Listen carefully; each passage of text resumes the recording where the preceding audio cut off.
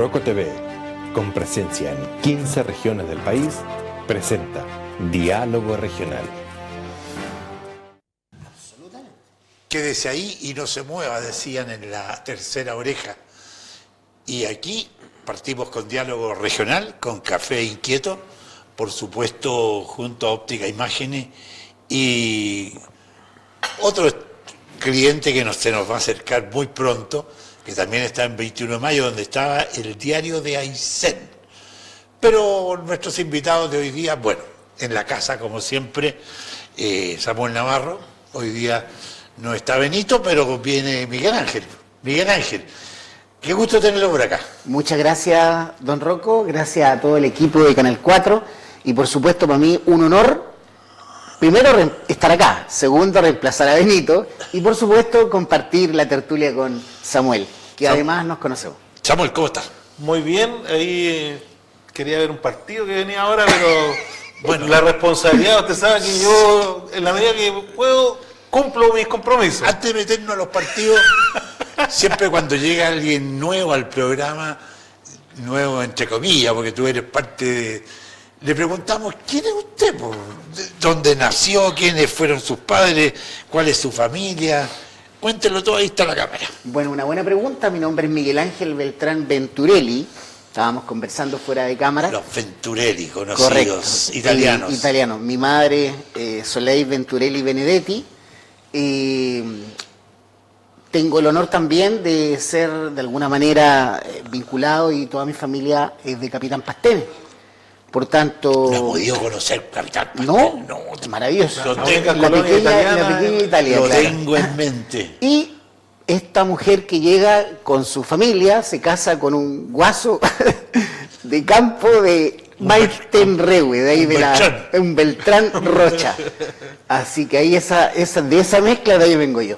Y la verdad es que yo llevo acá muchos años, yo tengo 56 años y llegué acá a los 20 años, recién egresado a hacer mi práctica.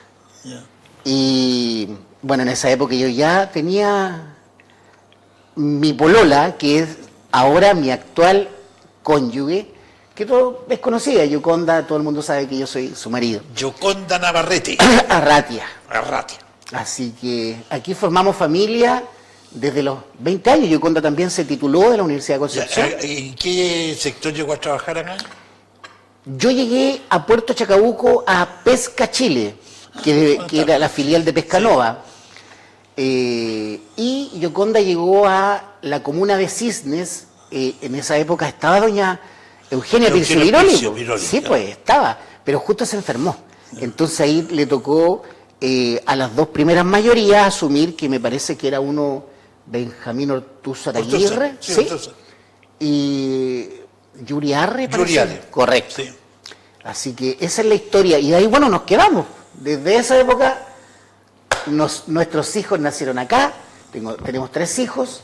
Mi hijo mayor médico, trabaja en Cochrane, como médico general de zona. Mi segundo hijo, Vicente, está terminando su carrera este año. Ojalá Dios quiera que termine. Así que no, le ha ido muy bien, son muy buenos alumnos.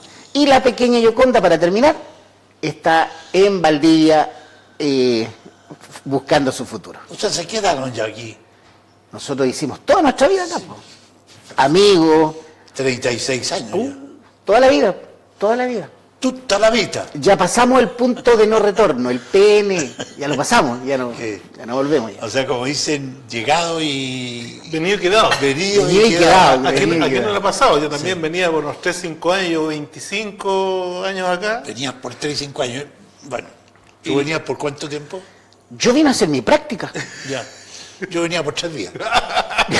Yo vine a hacer mi práctica. Pero es que, a ver, yo debo confesar algo. Yo tengo el honor de haber conocido la carretera austral cuando estaban construyendo el túnel. No todas las personas pueden decir eso. ¿El túnel de acá? El túnel de acá. Sí, el Farellón. El Farellón. Bueno, uno pasaba por abajo y la verdad que era terrible. Por ejemplo, la ruta, cuando tú llegabas en esa época, el Rorro Evangelistas. Tú llegabas a Puerto Chacabuco y un camión entre Puerto Chacabuco y Coyhaique, porque o sea, eran muy los tramos. 4 horas, pero. Más. Uno se demoraba 4 horas de Coyhaique a Balmaceda, acuérdese. Sí. Que era. Todo sin pavimento. Todo ripio. Otra vida. La Piedra del Gato también, el camino antiguo de Piedra del Gato, que ahora prácticamente la naturaleza lo ha consumido, también era toda una odisea pasarlo en invierno sobre todo. Uno joven, 20 años, tú llegabas y mirabas porque no eran los caminos que hay ahora. No había pavimento, hoy día son anchos los caminos, caben 2 vehículos. En esa época uno, por ejemplo, entre Coyhaique a Puerto Cisne, que lo hacía la ruta de transporte urbano don Óscar Muñoz, en la cafetera voladora, que era una Toyota que tenía. 6-7 horas, por lo menos. 8 horas se demoraba uno, y uno hacía la parada en Villa Mengual. Ahí estaban los huevitos cocidos, se comían ahí. Bonita historia, 36 años, ¿tú te quedaste también? Sí, no, yo también casado con Patagona y con hija Patagona. Ya cuando uno empieza, también yo me había titulado así a pocos meses antes de llegar acá, siempre uno ve como una oportunidad y aprovecharla, como digo yo, siempre hay que aprovechar las oportunidades y la vida va enseñando que cuando uno toma las oportunidades también se retribuye eso importantemente. ¿Y la participación en tu partido desde cuándo se inicia? Eso corre un poco más antes. Yo fui militante de la Juventud Comunista en la universidad y en el territorio donde viví en una época, en la universidad, en la Escuela de Derecho de la Universidad de Chile, en Ñuñoa también. Después tuve un lapso fuera del partido y acá me reencontré con el partido nuevamente. ¿Y tú, partido? En el caso nuestro, la verdad que nosotros somos un partido más joven. Nosotros fuimos fundadores del partido. Yoconda es fundadora nacional, parte de La Roca. Están en Evópolis. Evópolis. Yo soy el presidente de Evópolis y Yoconda es fundadora nacional, pertenece a los 11 fundadores de la base del partido. Los patriarcas. Claro, los coroneles le llaman. Y bueno, en otro partido le llaman los coroneles. Sí. Bueno, y en el caso mío yo soy el primer militante y fundador regional del partido. Cuando uno dice fundador, además de tener la connotación de que fue en los primeros, ¿cierto? Tiene el tema de que tenéis que hacer toda la pega, po. Inscribir los militantes. En esa época uno iba a la notaría, ¿se acuerdan? Uno tomaba un militante, a una persona que estaba con sus propósitos, tenía que ir a la notaría y firmar el documento. Hoy día no. Hoy día una persona se sienta en el computador, coloca su clave única, se afilia a un partido político y así también se desafilia. Sí. Bueno, la tecnología hoy día ya nos tiene a todos asumidos. Así es. ¿Qué les pareció el tema de la decisión de poner el hospital donde está? En las canchas de Coyhaique. Mire, yo creo que pasa a ser una decisión secundaria la ubicación frente a la necesidad que se desarrolle prontamente ese proyecto. Los que llevamos largo tiempo acá y que somos usuarios del único sistema de salud de esa envergadura, ¿no es cierto?, requerimos prontamente que tengamos una mejor y una mayor infraestructura para las posibilidades de acceso a la salud que tienen que ser garantizadas por el Estado. Y si ese lugar facilita el desarrollo del proyecto, yo creo que al final del día hay que ser pragmático, porque en el fondo la necesidad es tan importante que mientras más perdure esta discusión de ubicación, mientras no se toma una decisión y se siente la paz en un proyecto, más se pueden ir agudizando algunas necesidades que hoy día, además, con la situación de contaminación que tenemos, con la situación de que ha aumentado la población, requerimientos de que el aislamiento los hace un poco más complejos. Yo creo que más allá de que a uno le pueda gustar o no, yo creo que hoy día hay que ver que esto nos permite dar un punto de pie, un punto de partida importante para que ese desarrollo se materialice prontamente. Hacer una actividad ayer Jaime López, quien fuera director del hospital y estuvo aquí compartiendo con nosotros. ¿Qué te pareció a ti la decisión ya de empezar a crear el hospital? El ponerse de acuerdo. El ponerse de acuerdo, sí. Sí, yo creo que acá las voluntades... ¿Tu señor estuvo ahí también? Sí, claro. Yo creo que acá las voluntades se ven absolutamente adecuadas, se ven coordinadas, se ven con un mismo fin. Como bien decía Samuel, ¿a quién le pudiera parecer extraño que necesitamos un hospital del tamaño, de las características y de las especialidades que requiere la región de Aysén? Hoy día, en términos de especialidades, la región de Aysén, el hospital más grande, está ubicado en la comuna de Coyhaique.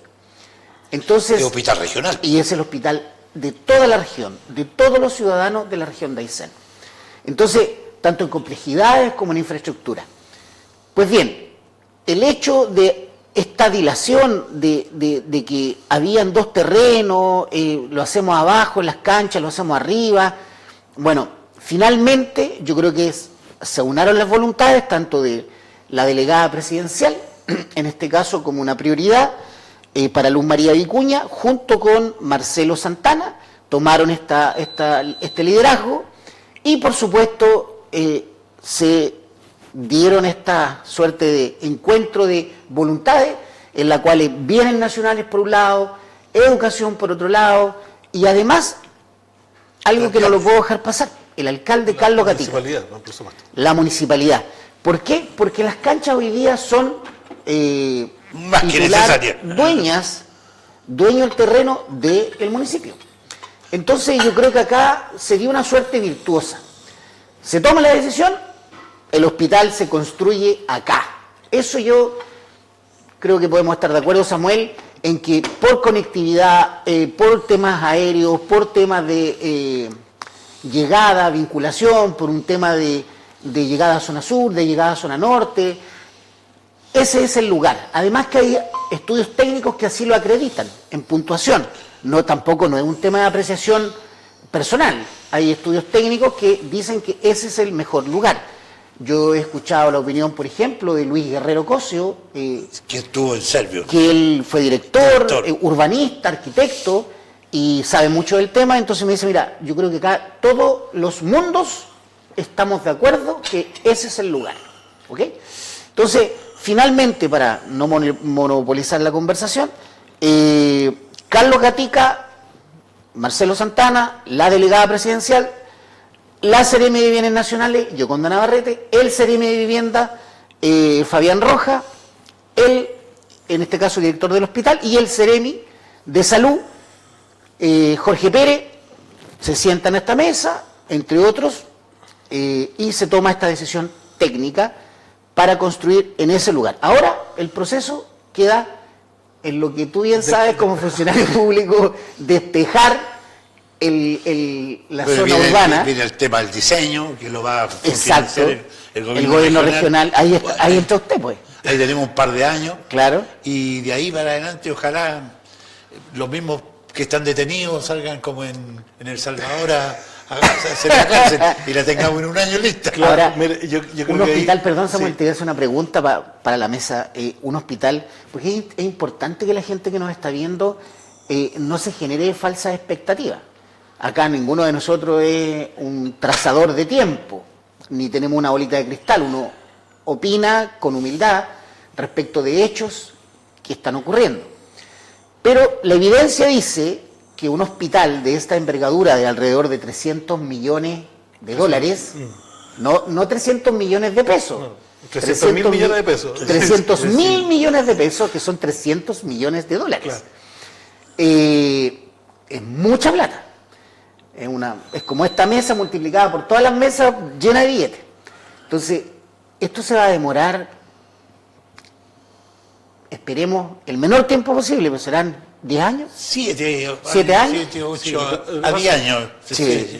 Yo creo que hay que ser bien... Yo quiero inaugurarla, pero la veo difícil. Pero, ¿cómo no? Yo creo que en este punto yo creo que hay que ser súper racional, que lo perfecto es enemigo de lo bueno.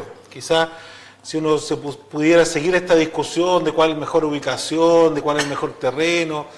Yo alcancé a tener, antes de estudiar Derecho, un par de semestres de Geografía, y los profesores de Geografía decían, bueno, cuando se planifica una ciudad, uno tenía que ver una serie de condiciones para hacer una planificación urbana. Entonces, claro, uno pudiese gastarse un par de años más, quizás hacer otros estudios para que te digan, no, mira, este es el mejor lugar, y a lo mejor el mismo estudio un par de años más te diga, ese era el mejor lugar. Además que hay una cosa, Samuel, el sentido común. Sí, no, bueno, pero más allá de eso, yo creo que lo importante es que se haya destrabado. Sí. Yo creo que nos pasa lo mismo con la cárcel, algunos me echaban a la calle, parece que la cárcel iba a salir, la cárcel no va a salir antes que el hospital, porque además hay un par de leyes que favorecen la modificación de los planos reguladores, de disminuir los tiempos de tramitación. De hecho, la última ley que se hizo en modificación de infraestructura penitenciaria reduce la mitad los permisos ambientales, reduce la mitad los tiempos de la Contraloría, y ya con esa reducción de tiempo ya se ahorraba 1 año y medio de un proyecto de cárcel nueva. O sea, con esa modificación, cosa que no tiene el hospital, y por eso que uno dice, sí,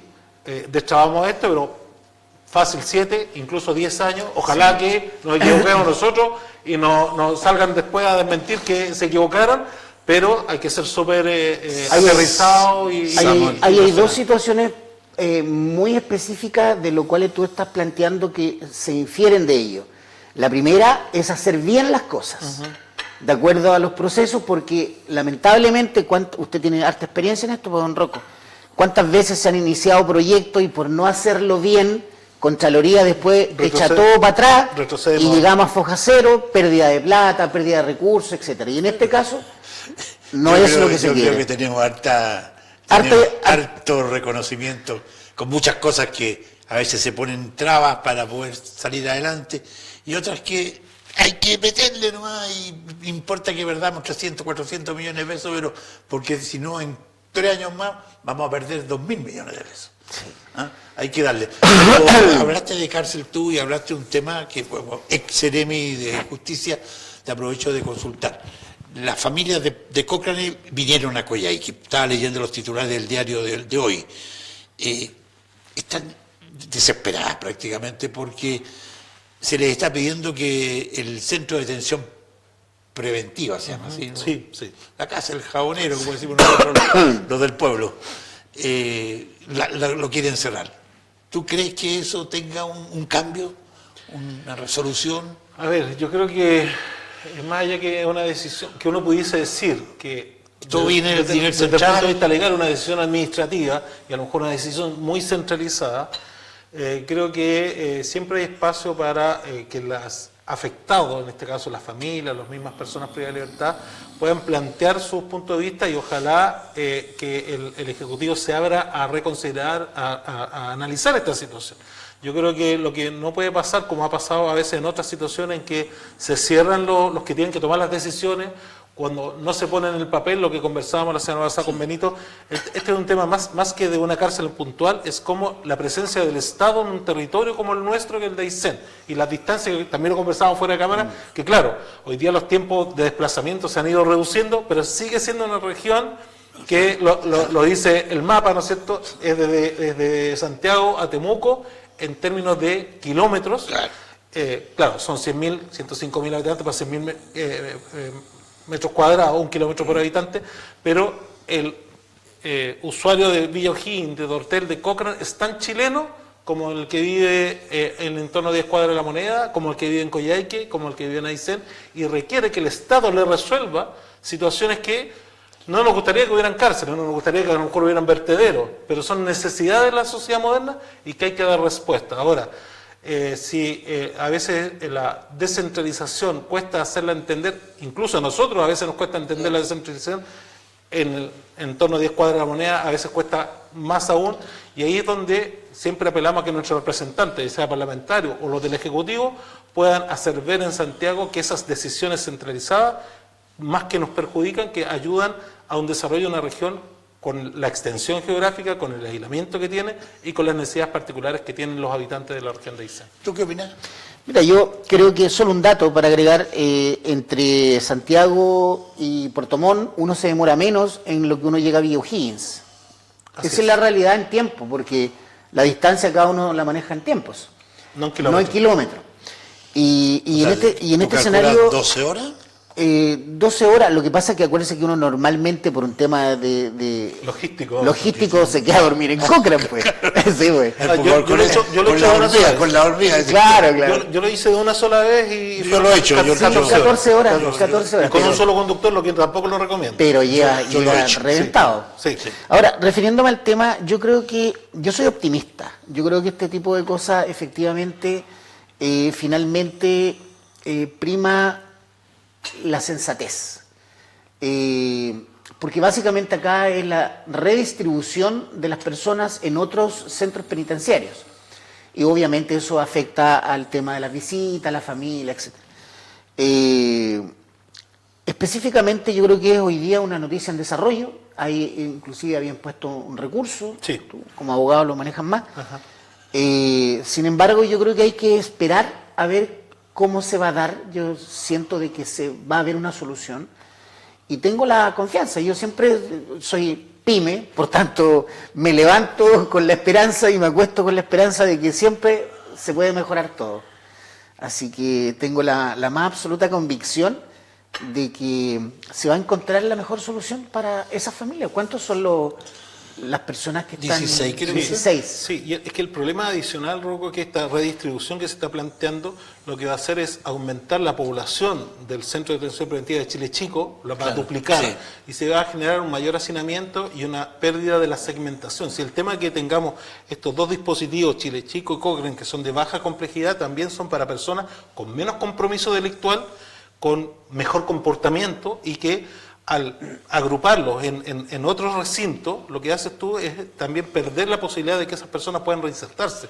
Está el tema del arraigo, está el tema de la cercanía, está el tema de las condiciones, porque lo que vas a hacer es comprimir más la situación que ya está al límite en Chile Chico, y eso también son cosas que a veces, desde un escritorio de Santiago, yo que llevo casi 25 años trabajando acá y en distintos servicios públicos, en Santiago me decían, no voy a decir el nombre para no herir susceptibilidades, pero me decían, usted tiene que atender personas en 10 minutos.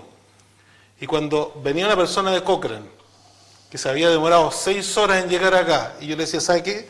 Tenía que decirle, en teoría, se acabaron sus 10 minutos, y aunque no hubiera nadie esperando, y en los primeros 10 minutos recién me contaba cuál había sido el motivo o las cosas que la llevaban ahí. Te estaba saludando. Claro, entonces... Claro, compartiendo los juegos. Porque la mirada centralista en Santiago, claro, es rápido, es 10 minutos porque hay un montón de gente esperando, pero acá no se dan esas condiciones. Entonces, ¿qué es lo que hace uno al final? Engaña el sistema, lo corta en el sistema y lo sigue atendiendo. Pero tú fuiste el Ceremi de Justicia, ¿cierto? También. Ya. ¿Cuál es tu opinión respecto de este tema específico? ¿Se va a solucionar? ¿Va a haber una...? ¿Qué opinas tú? Yo creo que quiero hacer una pregunta más dura. A ver. Yo estoy dentro de lo que tú estás planteando. Si tú estuvieras actualmente como ministro de Justicia, ¿cuál sería tu postura? Lo que pasa es que a mí me lo plantearon incluso cuando se presentó el proyecto de cárcel nueva para Coyhaique, si hacer una cárcel nueva, más grande y moderna, con mayor capacidad en Coyhaique, iba a significar cerrar los penales de Chile Chico y Cochrane. Ahora se va a arreglar la cárcel. Así me lo plantearon. Y de hecho yo conocí... ¿Pero por un tema de número, básicamente? Claro, por un tema de número. Así que el problema nuestro es ese, que nos miden por número, por cantidad, y obviamente el costo, o sea, lo conversamos recién. No se justifica haber pavimentado de Balmaceda a Coyhaique porque el tránsito que tiene no justifica que esté pavimentado. O sea, así de la mirada centralista y de costo y de eficiencia. Y hay muy poca gente.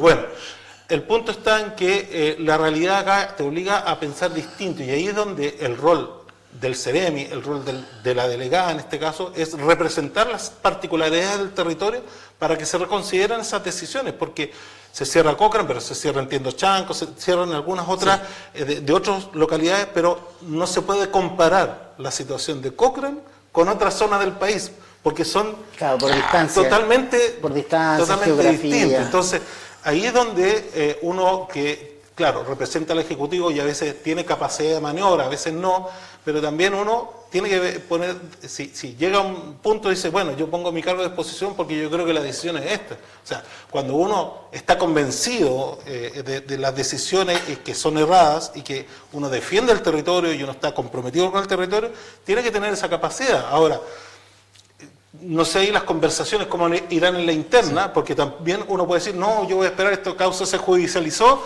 y voy a esperar lo que resuelva la justicia, que también puede ser una posición un poco más cómoda. Pero yo creo que ahí es donde también las conversaciones que uno puede tener con el mando de Gendarmería, con el mando nacional me refiero, o al interior del ministerio, no sean decisiones economicistas que porque estamos en una situación o plantean que están en una situación que hay que hacer recortes, el ahorro venga por perjudicar una región y perjudicar una provincia como la que habitan. O sea, haciendo un análisis de lo que está diciendo, tú en cierta manera me hiciste acordar a don Alberto Zaini, que en paz descanse. Don Alberto Zaini un día dijo en Corfo, aquí está mi cargo, yo no estoy de acuerdo con esto, no estoy de acuerdo con esto. Pero tú no puedes decirle en ese momento, esta es una decisión de Santiago. No, pues, es que yo creo que siempre en la vida uno tiene que ponerse la camiseta, claro. O sea, si uno, más allá de que sea una decisión del nivel central, es uno el que... Yo no me meto porque esto ya... Claro, me excede mi facultad. Claro. Yo creo que uno en la vida tiene que actuar con coherencia y con principios. Así yo creo que uno tiene que definirse. Y uno espera que el resto funcione en esa dinámica. Me ha quedado claro. ¿Cuántos Alberto Zaini conoce usted en ese ejemplo? En ese ejemplo. No, conozco varios. Yo conozco varios, pero poquitos. Sí, son pocos, muy poquitos, muy poquitos. Yo lo digo con experiencia también igual. También en el periodismo. En el mundo privado se puede dar eso también, pero es dentro de todo hay que decir que es la excepción, porque básicamente la autoridad, y tú fuiste autoridad administrativa dentro del Ejecutivo, lo que hacen es representar. Y aquí hay un detalle muy fino, y lo voy a decir con mucha delicadeza, porque tú fuiste Seremi también. Y yo he estado muy cerca del aparataje público y conozco muy bien el sistema público. No es su caso que usted es un electo. Usted es electo popular. Por tanto, usted tiene otra yo representa. Soy empleado de la comunidad que me eligió. Exacto. Usted representa a la provincia de Coyhaique y Lago Verde. Ellos son mis patrones. Correcto. En el caso de los funcionarios designados, ¿representan a quién? Al gobierno de turno. Sí. La delegada representa al presidente de la República, es más, la delegada presidencial es la presidenta de la República. Yo recuerdo, Samuel, tú haberte visto como delegado presidencial, subrogante, y en ese minuto tú representabas al presidente Gabriel Boric. Entonces, por eso te digo que acá el fino muchas veces de uno como ciudadano, yo hablo como ciudadano, entendiendo el aparataje público y cómo se desarrolla la administración pública, porque hay leyes, hay normativa.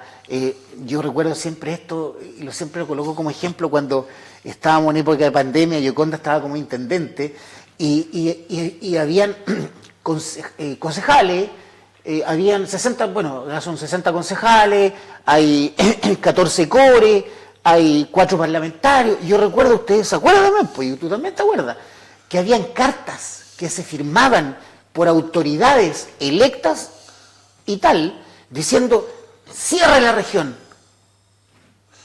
cierra el aeropuerto. Yo decía...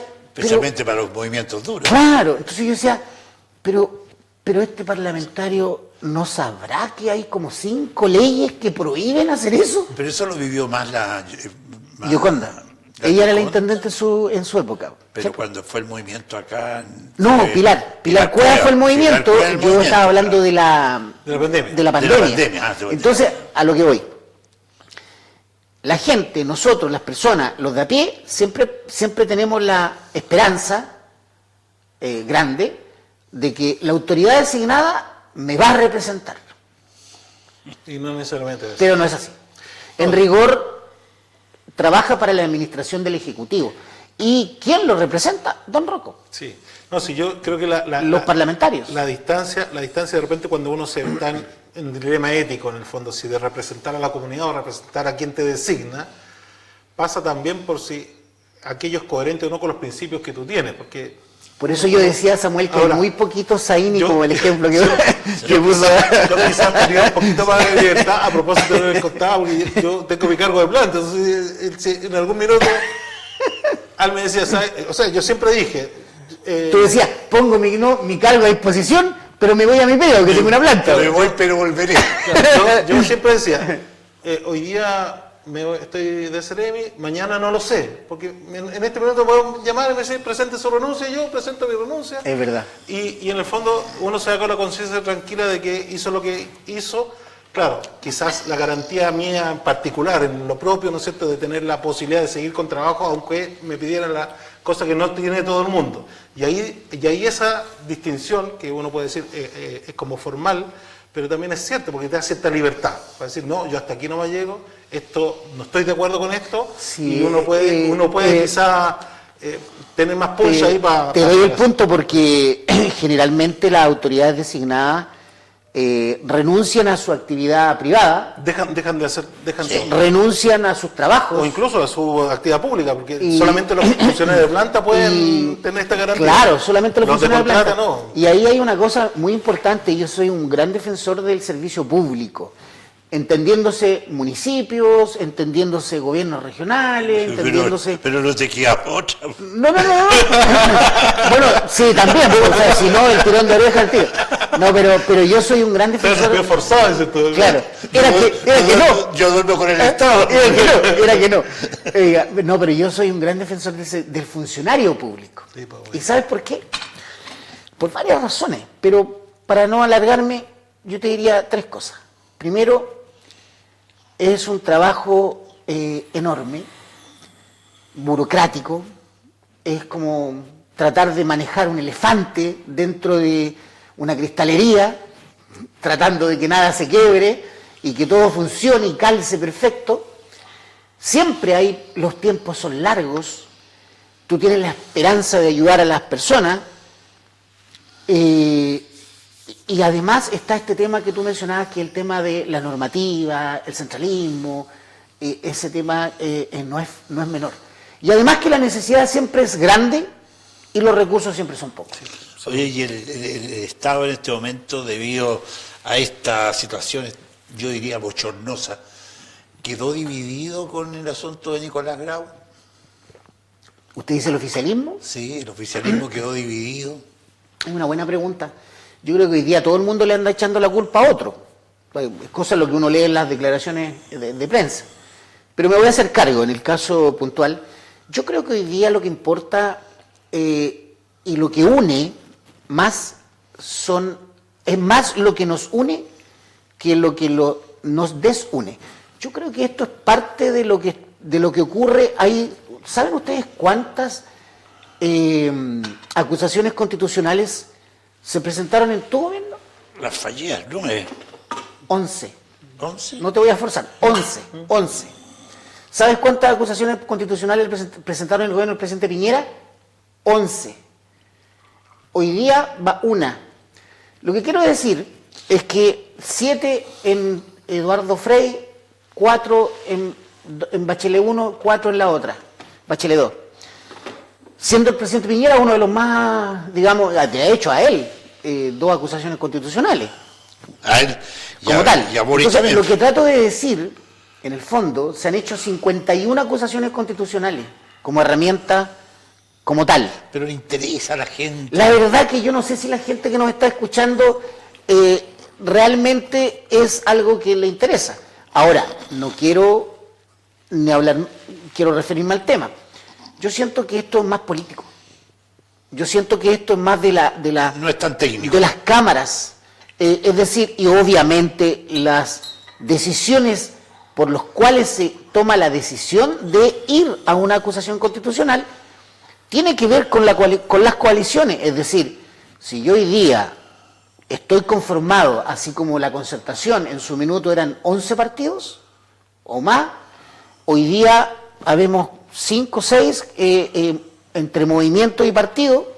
Partido está RN, la UDI, Evópoli como tal, demócratas como movimiento, y PNL, recordemos que republicano. Entonces, en la práctica, yo siento que acá está en este proceso de diálogo, estamos recién comenzando. Yo creo que aquí se agranda mucho más Esto es una mirada muy de la 11ª región. Yo creo que aquí la mirada nuestra es una mirada bastante más lo que uno quisiera que se hiciera, más de lo que realmente se hace, porque muchas veces lo que se hace allá se hace por conveniencia, se hace por negociaciones, se hace porque tú la pusiste primero en la prensa y no nos pusimos de acuerdo antes, no contamos el número de votos. Entonces yo creo que en eso es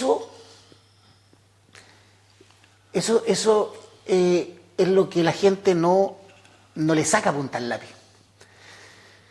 Que se tenga que hacer, en algunas ocasiones, probablemente sí. Que se ha abusado de la herramienta constitucional, hiper abusado. En este caso puntual, algunos medios dicen que es un bochorno. Yo lo que creo que no se hicieron bien los cálculos, ni se conversó previamente para hacer una buena acusación. Si es que se quisiera plantear desde el punto de vista triunfalista, porque estaban todos los números de votos calzaban potencialmente. Yo escuchaba a un diputado decir, bueno, nosotros pensábamos que todos iban a votar como tal, pero esto es una cosa súper simple. Pero el Senado... Una cosa es que la Constitución diga que yo falté a la Constitución y otra cosa es que diga que yo hice mal las cosas. Claro, pero el Senado hoy día llamó, ayer justamente estuvieron reunidos para que se ponga en diálogo y, como bien dijo, nunca digas nunca jamás. Hay que negociar el tema de la mega reforma, pero en este tema de Quirós te quedó claro a ti. A ver, lo que pasa es que yo creo que... perdón, el tema de Nicolás Grau. Sí, Nicolás Grau. Sí, a ver, yo creo que distinguiendo, son pequeños tecnicismos, pero que sirven y son útiles para esta conversación. Un hecho puede dar origen a distintos tipos de responsabilidades. Un mismo hecho puede dar origen a una responsabilidad política, a una responsabilidad civil, a una responsabilidad penal, ¿cierto? Y aquí es donde, en este caso, la responsabilidad administrativa también. Y aquí en este caso es cuando se intenta, a partir de que no me gustó cómo Nicolás Grau usa las cosas, o de esta instalación de que aquí hubieron algunas estimaciones presupuestarias, errores, uno podrá gustarle o no el estilo de Grau, la forma de Grau o cómo se llevaron las finanzas, pero otra cosa es que uno haya violado la Constitución y haya violado las leyes. Y ahí, afortunadamente, lo conversamos la semana pasada con Benito, si bien es cierto, se ha creado un poco el instrumento y quizás hay que perfeccionarlo, en este caso no había ninguna situación que justificara ni siquiera la presentación. O sea, cuando le entrevistan al presidente del Partido Republicano o a uno de sus firmantes, ¿no es cierto?, de esta acusación, dice, ¿qué constitucionalista apoya técnicamente, jurídicamente esta cosa? No hay ninguno. Entonces él se escudaba un poco y se trataba de esconder de Mónica Rincón en la entrevista. Decía, bueno, pero si vamos a estar pensando que cuántos técnicos apoyan algo, no presentaríamos nada. Pero más allá de eso, es que era tan débil la acusación que ni siquiera los parlamentarios, los senadores del sector oficialista la aprobaron, porque no tenía base ni fundamento. Y ahí es donde yo creo que nuestros parlamentarios, tanto diputados como senadores, tienen que actuar más responsablemente. Y costó encontrar expositores también. Y ahí es porque, en el fondo, hoy día, incluso esto parte de la estrategia de Quirós, ¿no es cierto?, de el Estado quebrado, de que quien ha escondido plata, de que para justificar toda esta mega reforma, etcétera, o sea, para fundar el estado de cosas de que aquí hay una situación de emergencia, es que se dan estas pildoritas que algunos diputados agarran papa, las maquillan, ¿no es cierto?, las meten en una licuadora y sacan una acusación constitucional. Y eso es lo que debiésemos tender a evitar. O sea, hoy día, incluso, a propósito, ¿no es cierto?, del informe de la Contraloría, que señala las ilegalidades de la ex ministra Steiner, sí. O sea, muchos dicen hoy día que el informe de la Contraloría da más sustancia a una acusación constitucional contra Steiner, que ex ministra, por sus actuaciones, que los fundamentos que tenía una acusación constitucional contra Grau. Entonces, más allá de que tampoco es que ahora me toca a mí y ahora tengo fundamentos, sino que... Y todavía no cumple 3 meses y es posible hacerle una acusación a Steiner por el tema de Consuelo Peña, que era de la Policía de Investigación. Claro, entonces, claro. Pero no se trata de eso, de jugar al empate y de que ahora aprovechar mi coyuntura para poder hacer en el fondo hacer un daño político quizás o agarrar a Quirós. Claro, entonces, porque hoy día quizás, y ahí, y con esto cierro, podríamos creer que, yo lo creo, estoy convencido que Quirós está muy equivocado con lo que está haciendo, y el perjuicio va a ser para el país, que probablemente lo vamos a ver, ya estamos viendo algunas señales, pero probablemente lo vamos a ver un tiempo más. Entonces, por los errores de Quirós, el día de mañana, ¿también lo vamos a acusar constitucionalmente? Sí, pero se sentó a negociar justamente por la mega reforma. ¿Qué opinas tú al respecto? Mira, yo lo que opino que Samuel, lo escuché atentamente, mezcló tres cosas y dio un juicio de valor. Primero mezcló tres cosas que son totalmente distintas, ¿ya? Los 4 capítulos de la acusación constitucional, yo podría estar de acuerdo que hoy día no recibió los votos porque en justicia, y me voy a la parte legal, no afectó la Constitución. Tú utilizaste la palabra, no violó la Constitución. Claro, ni ¿Okay? la Constitución ni las leyes. Perfecto, eso es un tema. Y por algo es que varios senadores y varios diputados oficialistas simplemente no la votaron. ¿Ya? Otra cosa es si hizo o no bien la pega. Es una calificación. Y ahí no te puedo dejar pasar el hecho que mezclaste el hecho de los resultados económicos paupérrimos, Tú dices que son paupérrimos. más que paupérrimos, Okay. porque los datos, Lo vamos a votar aquí. anótalo, Sí. porque los datos te dicen lo correcto. Entonces cuando tú mezclas y dices, no, es que en realidad acá la aprobación constitucional no se dio porque en la práctica estaban equivocados, no. Una cosa son los datos de cómo se hicieron las cosas. No, estaban ¿ok? equivocados los fundamentos. Perfecto, pero básicamente una acusación constitucional se basa en si afecta o no a la Constitución. En eso estamos de acuerdo, pero no pueden mezclar el hecho de que se hicieron correctamente, por ejemplo, el tema de las fundaciones, por ejemplo, el tema de las no rendiciones, por ejemplo, el tema del manejo de uso de recursos. Yo no estoy diciendo que haya sido, no le aplico juicio de valor, simplemente el dato es el que genera finalmente la situación. Es decir, si nos metimos la mano al bolsillo y si yo tengo 1.000 pesos es porque gasté lo que tenía, puntualmente, y ahí hay que hacer una diferencia. Hay mucha plata sin rendir. Exacto. Entonces ahí hay una diferencia entre el ingreso de un país versus el PIB de un país versus el gasto de un país. Porque ¿quién podría estar en desacuerdo, Samuel, y convengamos eso, en que se gaste en la ciudadanía? Tú y yo, todos estamos de acuerdo en planes de política pública. ¿Y qué es lo que es la política pública? La política pública son las políticas que benefician a Chile, ¿cierto? Pero para poder hacer política pública responsable, tú tienes que hacer política pública de acuerdo a los ingresos, ¿ok? Entonces, y eso se llama estimación. Los presupuestos. Los presupuestos. Y las proyecciones. Y obviamente tú bien sabes, porque en esto podemos estar de acuerdo, que en los 3 últimos años la estimación estuvo errada. Y se perdieron 14.000 millones de dólares. Claro, pero eso Ya. es un error o Entonces, es una... Exacto, ahí te lo acepto. De esa forma es un error, Claro, pero pero no no- afecta a la Constitución. Claro. Muy de acuerdo, esa fue tu mezcla. Entonces, cuando yo te estoy diciendo que es paupérrimo la administración, sí es paupérrimo, sí es una palabra simple, no es mala. Es simplemente no lo hicieron bien, no lo administraron Pero bien. hagamos el contrapunto. Remato con esto. ¿Ya? Distinto es la situación de Steiner. La verdad es que yo te lo voy a decir tan frío como lo siguiente.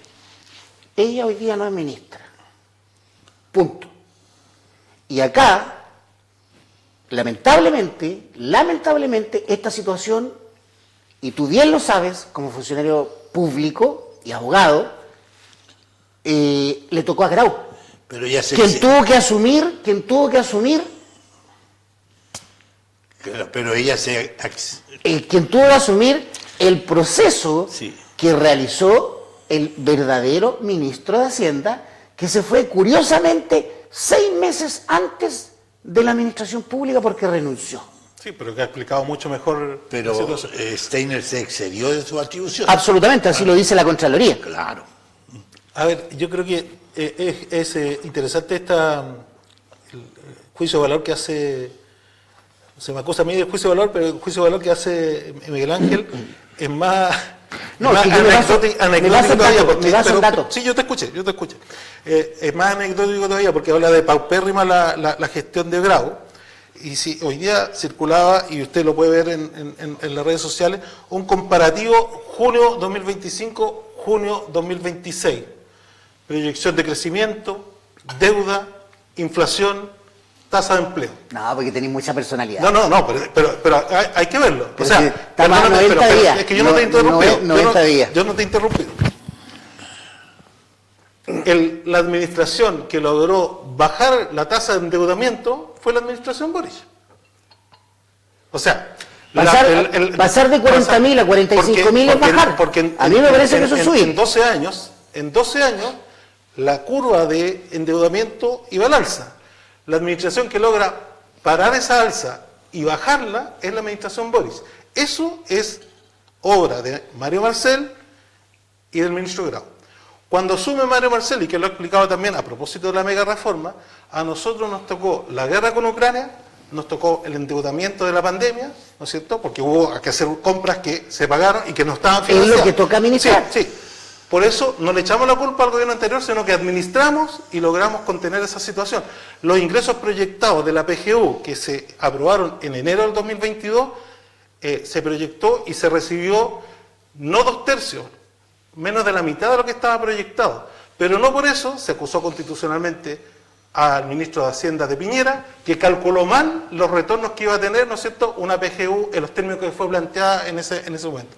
Entonces, cuando la estrategia es partimos de cero, porque todo lo que hicimos para atrás es malo, y hoy día nosotros, a propósito del bencinazo, y lo comenzamos la semana pasada, a propósito de los recortes sociales, a propósito, ¿no es cierto?, de una mega reforma que va a reducir los ingresos del Estado, en vez de favorecer la inversión, en vez de favorecer el crecimiento, en vez de mejorar la situación de las personas, que hemos provocado que haya aumentado la inflación, que haya aumentado la UEF, que haya aumentado el desempleo. Por lo tanto, la decisión, ¿no es cierto?, de continuar con esta política económica errónea, que hoy día es de Quirós, ¿no es cierto?, ya no le puede echar la culpa al gobierno anterior, porque las decisiones han sido de él. La del 26 de marzo, de eliminar el MEPCO o de no hacer esta compensación y que nos ha traspasado a todos, ¿no es cierto?, y que hoy día el precio del barril de petróleo está a los inicios de la guerra, pero no hemos recuperado los 580 pesos que nos significó el alza. Menos nuestra región, porque... Y menos nuestra región. Llegó hasta los lagos nomás. Claro, es una decisión política. Entonces, oye, pero ahí hay cosas que... Pero hay que pensar que entre el 2022 y el 2026 se crearon 177 fundaciones, y de las cuales hoy día casi el 70% de ellas no han rendido. Entonces, claro, pero por eso que hay una situación que es compleja. Pero ese es el origen del problema de caja del Estado chileno. Yo creo que más que nada la evasión y la elusión tributaria. Yo escuché a Samuel y la verdad que es evidente que nunca nos vamos a poner de acuerdo. Esa es la idea. ¿Cierto? Si no estaríamos en el mismo partido. Claro, si no tú estarías en Evópolis. No, yo creo que tú estarías acá, pero bueno. Jamás.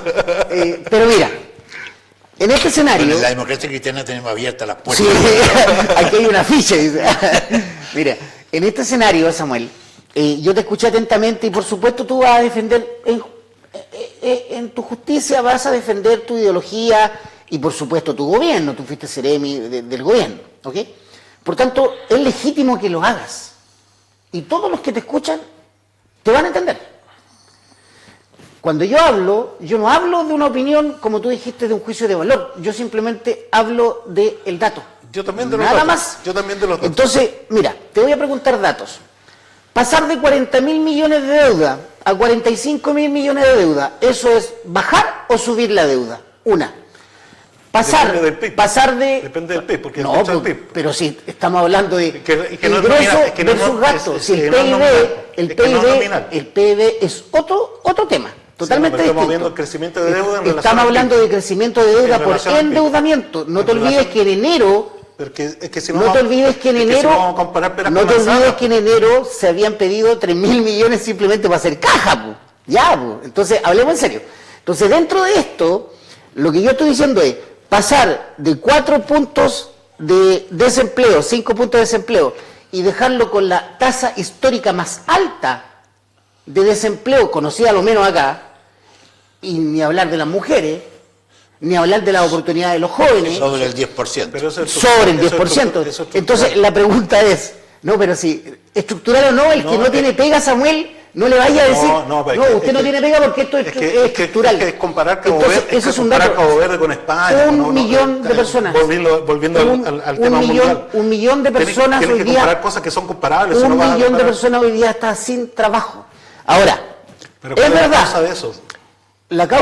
La causa de eso es que tú me dijiste datos, yo le estoy diciendo datos. Sí. Datos es que dejaron una cifra brutal de desempleo, más de 1 millón de desempleados.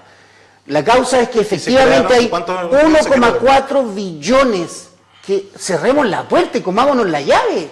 Si lo que hicieron fue simplemente no querer rendir, es decir, robar a mano llena. Esa es la palabra, y tú eres abogado. ¿Y ¿Sabes por qué? ¿Quiénes? ¿Dónde están los procesos? Pero si la administración ¿Dónde están los procesos? todas las fundaciones que se hicieron, usted lo acaba de decir, ¿en qué periodo se hicieron? 2022 al 2026. Al 2026. Hay 79. Pero ¿dónde están los procesos? ¿Sabes cómo se llama eso aquí y en Pakistán? ¿Pero dónde están los procesos? Falta de fiscalización. ¿Dónde están los procesos? Entonces, mira, el tema es re ¿Dónde están sencillo. los responsables de los procesados? ¿Sabes cuál es el tema re No sencillo? hay. Mira, ¿O sí hay? ni siquiera voy a tocar el tema de los niños de Haití. Ni siquiera lo voy a tocar. Ni las normativas, ni los memos juleros para poder traficar niños en aviones que llegaban 5 vuelos a la semana llenos. Entonces, ni siquiera lo voy a tocar, porque eso está todavía ahí. La pregunta, yo no estoy diciendo que ustedes sean responsables de todo, lo que estoy diciendo es, no es así. No es así, no es así, Samuel. Lo que tú tienes que entender es que en ese periodo, mira, en ese periodo, Samuel, se realizó eso, y esos son los datos. Sí, no está bien. Esos son los datos. ¿Pero cuáles son los datos de procesamiento de juicios? Los datos son que tú dijiste no, pero es que en el caso del presidente Piñera nosotros nos hicimos cargo con todo el combo y me nombraste la guerra de Ucrania. Yo te puedo empatar y decir, bueno, pero si esta cuestión no la generamos nosotros, esto se generó por una guerra entre Estados Unidos e Irán. Es que muy simplista decir. Y tú hablaste del bencinazo. ¿Tú sabes cuánto significa el estabilizar el combustible, la banda de precio del metro? ¿Cuánto se ha gastado por las compensaciones? ¿Sabes cuánto significa eso? ¿Pero cuánto se ha gastado las compensaciones? Las compensaciones están saliendo más caras que era imposible porque no había dinero. De hecho, los 6.200 millones de pesos que se pidieron de endeudamiento, por eso es que se aumentó la deuda, es para pagar facturas que estaban guardadas en los cajones que dejaron ahí. Entonces, distinto es, y acá, distinto es... Eso es errático, pero, eso es errático. Es errático, entonces. Distinto es que yo te diga a ti, el ministro Grau no se acusó constitucionalmente, y yo en lo personal creo que debería haber sido al otro ministro, pero, o a su jefa de número, de presupuesto. Distinto es que yo diga no incumplió con la Constitución a que lo hizo mal. No, sin duda, son cosas distintas. Pero, bueno que hay un tema que tú eludes por la tangente, que es lo que te estaba planteando.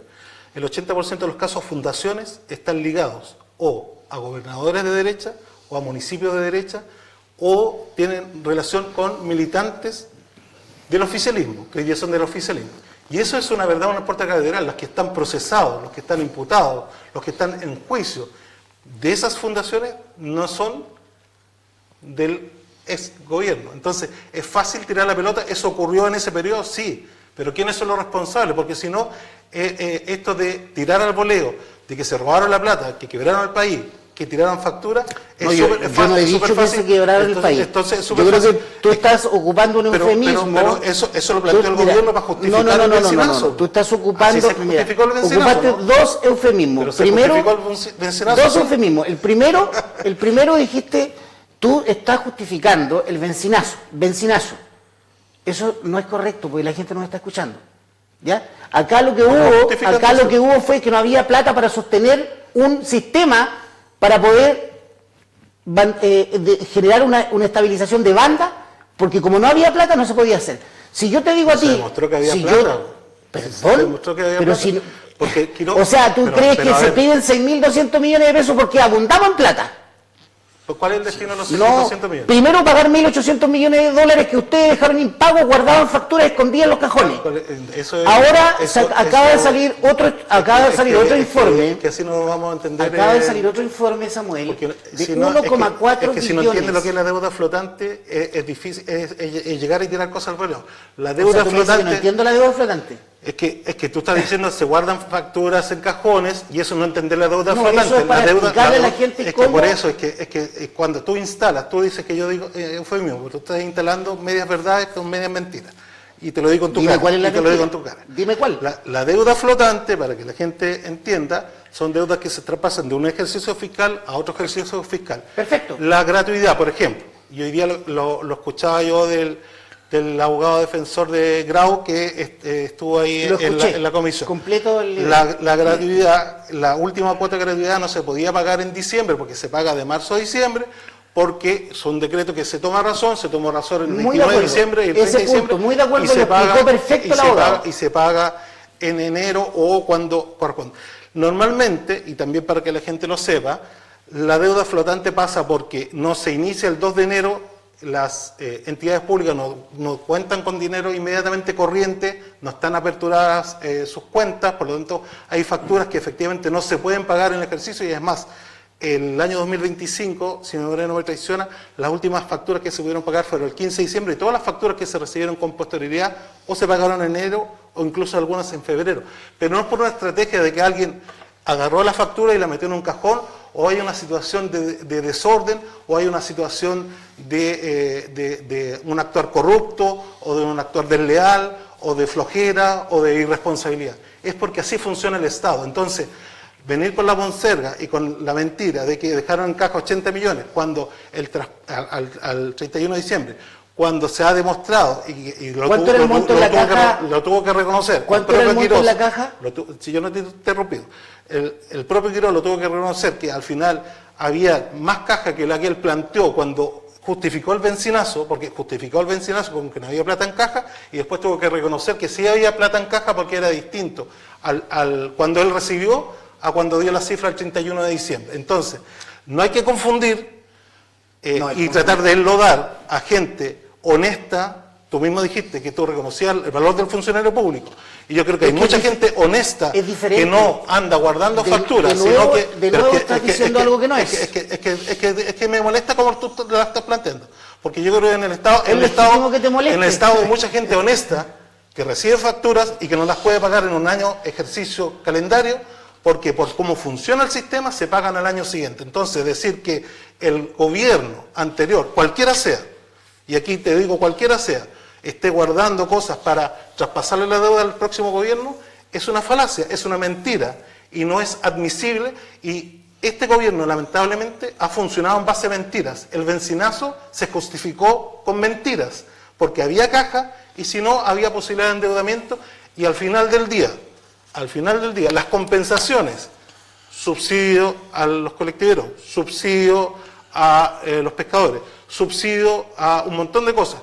Todo ese subsidio hubiera sido mejor destinarlo a la bencina y no hubieran tenido las implicancias de alza de flete, alza de IPC, alza de UF, que al final están produciendo mayor perjuicio a las personas que lo que se intentó resolver con este ahorro fiscal. Mira, si yo fuera director de en el RIN, estaría diciendo en este momento, cuando ya falta un minuto para que terminemos el programa, fuera los SECON. No, mira, básicamente... Te dejo la última parte para... Básicamente decir lo siguiente. Cerrar y dejarte cordialmente invitado. Sí, por supuesto. Básicamente decir lo siguiente. Yo entiendo legítimamente que Samuel se moleste. Y entiendo legítimamente que se ofusque. Y que trate de explicar legítimamente lo que no tiene explicación. Eso yo lo entiendo, Samuel. Pero hay una cosa que es muy cierto. Cuando tú me dices a mí que no entiendes la tasa flotante, la verdad es que sí la entiendo. ¿Ya? Una cosa es tasa flotante, que es la deuda flotante, que es lo que tú en rigor tienes que pasar administrativamente, de acuerdo a todos los procesos públicos, de acuerdo a la política pública. Las facturas que no se alcanzan a pagar en el que no se alcanzan a pagar, estamos muy de acuerdo. ¿Ya? Distinto es 1,4 billones. Eso es otra cosa. Ahora, cuando hablamos de ingresos, tenemos que hablar de gastos. Y cuando hablamos porque yo jamás he dicho corrupto, tú lo dijiste, yo no lo dije. Pero lo insinúa, pues No. sí, cuando dices tú, están escondiendo la Cuando factura yo para no dije, traspasárselo. tú lo dijiste, cuando yo no lo dije. Lo que yo dije es súper Yo simple. lo que recuerdo la El la ministro propiedad Grau no pública. fue acusado porque faltó a la Constitución, faltó porque hizo mal la pega. Por eso simplemente hoy día se salvó. Nada más. Y por eso es que los senadores oficialistas no te pueden juzgar por lo que yo quisiera. Bueno, hubo algunos que sí, No que te, lo no hicieron. te pueden juzgar por lo que quisiera, sino que es porque lo que la ley dice. Por supuesto. Así de simple, y en eso estamos muy de acuerdo. Pero ahora, el tema es súper simple. Lo que ocurrió, y en definitiva, porque aquí uno no puede decir tal o cual persona es corrupta, no, porque el sistema funciona de esta manera. Lo que ocurre es que se gastó más, pero tiene que ver con la política pública, porque tú Pero también no me con los escuchaste pero eso también con los delante. ingresos. La política pública, porque se hacen leyes, que es política pública, que no conversan con el con el ingreso del PIB que se sobreestimó. Entonces, ¿Quién lo sobreestimó? Se gastó, ¿cómo se llama la directora de presupuesto? ¿Cómo se llama? Javiera. Javiera. Ella lo sobreestimó. Entonces, en este caso. Lo que pasa es que lo sobreestimó el Congreso. No, ¿qué tiene que ver el Congreso con el. Porque el Congreso se aprueba las leyes, van con informe financiero y van con proyecciones. Eso es otra cosa. Al Congreso se le presenta el informe financiero para que sea aprobado, que se trabaja todo el año, todo el gobierno. Y se le presenta el presupuesto también. El también. no se presenta en noviembre, pero tú sabes perfectamente como funcionario público que se comienza a trabajar desde enero para adelante. Aquí se acabó hasta Desde la calefacción, fíjate, hasta la Entonces, calefacción. Ojo, no confundas gastos con ingresos y Miguel PIB. En Ángel. el fondo gastaron más de lo que ganaron. Punto. Sí, Nos pasamos un tiempo. Y eso no contraviene la Porque los no presupuestos contraviene, por algo son presupuestos, porque si pero no serían. Mira, si hacer mal la pega no significa que tú... Sí, pero no me levante, Perdona, no me levante la voz, No, porque yo creo que, no yo trates creo de- que los presupuestos son presupuestos, porque si no... pero no trates de instalar algo porque hablo fuerte. No trates de instalar algo. si En no- el fondo es... Transformémoslo en un diálogo. Claro, como hacer importante. mal la pega no implica que tú estés faltando a la Constitución. Y eso fue lo que pasó. Absolutamente. Y los presupuestos son eso, son proyecciones que no se prevén y a veces no pueden... Bueno, yo para despedirme... Traición a Rocco, la patria. Traición a la patria por dos cosas. Recomiendo este libro precisamente hoy día por dos razones. Una, salió el fallo contra un ministro de Corte y un ex general de Ejército de la Inteligencia del Ejército de Chile que hicieron espionaje al autor de este libro, a Mauricio Weibel, cuando estaba haciendo la investigación periodística para destapar lo que fue el llamado caso Milico Gate, ¿ya? Y ahí cuando uno dice, ojalá que las instituciones puedan funcionar en todo el ámbito, porque obviamente que hagan espionaje de un periodista, que hagan amedrentamiento de un periodista, que le intervengan su teléfono con el uso de la justicia, yo creo que es grave en un país como el nuestro. Yo quería poner justamente en tabla este asunto de los libertarios porque no van a presentar tampoco los proyectos de indulto y amnistía tampoco en estos días. Vamos a ver, vamos a verlo. Ese tema lo vamos a ver. Pues lo vamos a ver. Pero ya lo dijeron ya. Sí, Ya lo bueno, plantearon. la Campillaya, la presidenta, dijo que no lo iba a presentar. Y lo iba a poner en tabla. No lo iba a poner en tabla. Y lo segundo, el 2 y 3 de julio de 1986, se produjo una de las más graves violaciones a los derechos humanos cometidas en dictadura, que fue quemados vivos Carmen Gloria Quintana y Rodrigo Rojas de Negri, Y Concepción. en Santiago, ahí en la comuna de Estación Central, en el cual murió Rodrigo Rojas de Negri, en ese sentido nos tiene que llamar a la reflexión, a que hechos como de esa naturaleza nunca más ocurran en Chile, que dos jóvenes sean quemados vivos por protestar por democracia y libertad. Miguel Yo con Ángel, eso me despido. muchas gracias por tenerte No, acá. gracias a usted. Fue un momento especial, Sí. un diálogo Somos apasionados. Es que, mira, Inquietos, el café inquieto. Mandémosle un saludo al A Día ver. del Bombero a Benito. de origen, su padre que vivió en Alemania, exiliado, con todo respeto. Mi familia también italiana, más el café inquieto. Es una mezcla explosiva. Amigo, buena conversa. Gracias Samuel, gracias Miguel Ángel, No, a ustedes. muy amable, saludos a vuestra familia y por tu parte también, a tus nietos, un saludo. Saludar a para todos la los distancia. bomberos, estuvieron ahí. Y justamente a Benito, que estuvo también, parece que reconocido ayer lo vi en una imagen ahí justo al chico Fernández, parece que fueron. Y antes que se me olvide, un abrazo a la familia del joven buceador fallecido en Puerto Aguirre, cerca de Puerto Aguirre, y en un centro de cultivo. Van varias muertes de buzos este año. Yo creo que ahí es un llamado a las autoridades y también a las empresas pertinentes para adoptar medidas preventivas para aumentar la prevención. Aumentar la prevención y que los casos se esclarezcan en nuestra región. Si me permite, don Rocco, solamente destacar algo que es importante. Tú hablaste de descentralización. Yo siento que la descentralización la vivimos en carne propia todos los días, cuando hay 11 grados, cuando hay 10 grados, cuando nos cuesta trasladarnos y todo. Creo que la señal de descentralización que está dando en este caso la delegada presidencial, de haber visitado Huayteca, la comuna más al norte de la región, y haber ido a la cuenta pública histórico, nunca se había dado una cuenta pública en Villa O'Higgins. Y quiero contarle una cosa, hoy día, en este minuto, la ministra de Desarrollo Social, está nada más y nada menos que en Puerto William, y fue a Punta Arenas a dar su cuenta pública. Creo que es una muy, muy buena señal del presidente José Antonio Kast de descentralización, y quiero relevar lo que hizo la delegada además llevaron Seremi a trabajar, hicieron la pega. Yo tuve a ministra de Justicia en Cochrane, también fue histórico en mi caso.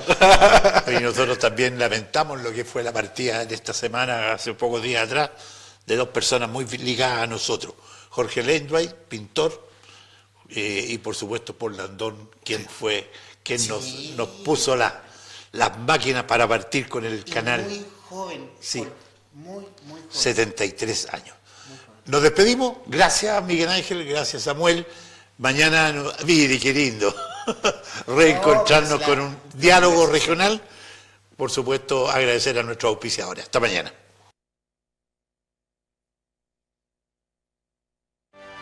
Rocco TV. Con presencia en 15 regiones.